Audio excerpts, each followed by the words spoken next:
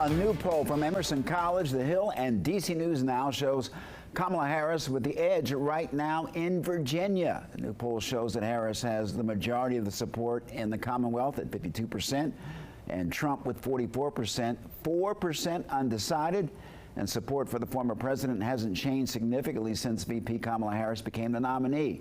The poll also shows that undecided voters are moving towards Harris. Meanwhile, the race for Virginia's U.S. Senate seat heats up. Incumbent Democrat Tim Kaine leading Republican candidate Hung Cao by 10 points. Kaine has kept that 10-point lead since the last poll.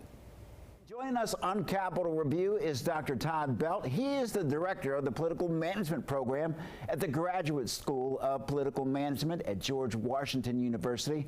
Professor, welcome back to Capitol Review. Thanks. It's great to be with you.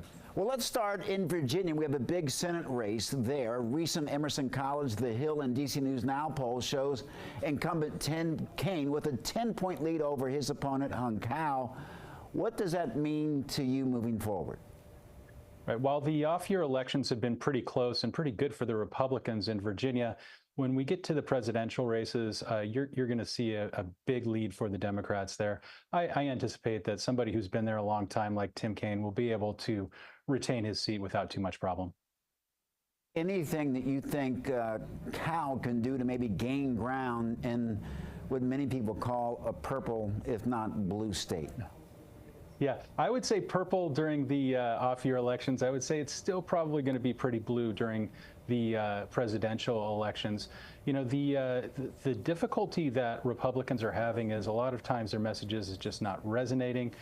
Immigration for a lot of people is, a little bit far away. And, we've seen nationally the Republicans try to make this more of a local argument for states that are not on the border, but it just hasn't resonated. They've talked about crime, but crime is down, even though we do see those iPhone videos and such. And it's really difficult to see if they can find something that's going to really help with them. The issue about the economy and inflation, of course, is very important, but that's not quite as important in a Senate race as it is in a presidential. Professor, let's head over to the Maryland side. Democrat Angela Alsobrooks is up 7 points in some polls, but CNN recently reported that she took tax deductions that she didn't qualify for. Can that hurt her? Is that an October surprise type of a situation? Well, it certainly can, and this is the reason. When people make up their minds early, it's usually based on party or the issues that they care about. And of course, we've seen Larry Hogan move towards the center even more than he already was. And with this, it's really going to ding her personal profile. And that's what people, when they're making their decision later in the campaign, the undecideds really make their decision based upon the personality traits that they associate with the candidate. And somebody who is lesser known, as Alsobrooks, could really take a hit on this, and this could tighten that race significantly.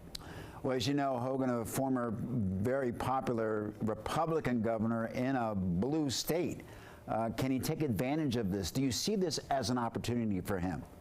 Yeah, he's certainly trying to, but he has to get the voters to do what we call ticket splitting. They're going, obviously, Kamala Harris is going to win Maryland pretty handily. And so Hogan is trying to make sure that he can get people to vote Harris at the top, or at least a group of them, Harris at the top, and then Hogan in the next slot down. It's a tough sell in a very partisan era like we have right now, but it's not impossible, and we've seen it done before. We know voter turnout is key, especially for those down ballot races. We know 2020 was record turnout. What do you expect in November 5th? I'm expecting very high turnout again. I don't think it's going to be quite as high as in 2020 because we had so many of the mail-in ballots and everything during COVID. Everybody was able to do it from home, and it was just so much more convenient. I think we'll get pretty close, though. In our most recent poll, our GW Politics poll, we found a tremendous amount of enthusiasm for this election. Not necessarily the candidates, but enthusiasm to vote because people think that this is an absolutely critical election. What are the key issues that people that you found are focused on right now? Right. The number one issue is the same as it is every time, and that never changes, and that's the economy. The question is how you think about the economy. Are you thinking about it in terms of inflation? Are you thinking about it in terms of job growth? Or are you thinking about it in terms of economic growth and consumer confidence? The first one is a benefit for the Republicans, and the other ones are a benefit for the Democrats. So it's cuts two ways. And then, of course, we have some other issues that both of the parties are trying to push forward. For the Republicans, it's immigration and crime. And for the Democrats, it is the issue of abortion, which is